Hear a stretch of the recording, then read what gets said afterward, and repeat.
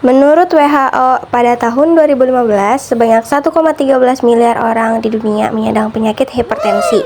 Artinya, 1 dari 3 orang di dunia terdiagnosa hipertensi. Jumlah penyandang hipertensi terus meningkat setiap tahunnya. Diperkirakan pada tahun 2025 akan ada 1,5 miliar orang yang terkena hipertensi dan diperkirakan setiap tahunnya 9,4 juta orang meninggal akibat hipertensi dan komplikasinya. Tekanan darah yang normal itu ada di 120/80 mm air raksa. Jika seseorang dikatakan mengalami tekanan darah tinggi, sistoliknya menunjukkan hasil lebih dari 120 mm air raksa dan diastoliknya menunjukkan hasil lebih dari 90 mm air raksa. Hipertensi juga sering disebut sebagai the silent killer karena hipertensi sering terjadi tanpa adanya keluhan. Kira-kira gimana ya cara untuk mencegah agar tidak terkena hipertensi? Untuk mencegah terjadinya hipertensi, kita dapat menerapkan perilaku cerdik.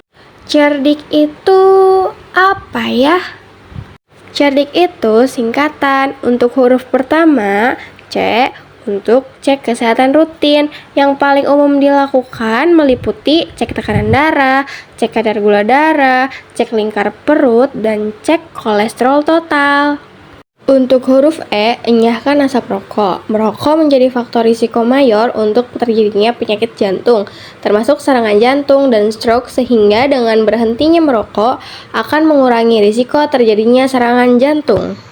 Untuk huruf R, rajin aktivitas fisik.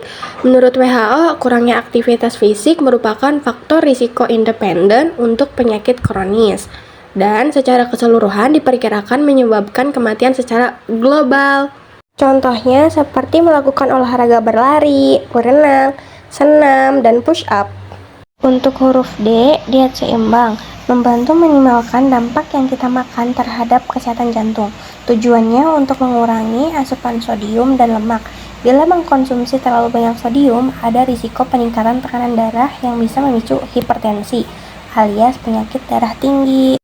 Untuk huruf I, istirahat cukup. Untuk usia 12-18 tahun, kebutuhan tidurnya itu 8-9 jam. Dan untuk usia 18-40 tahun membutuhkan waktu tidur 7-8 jam per harinya.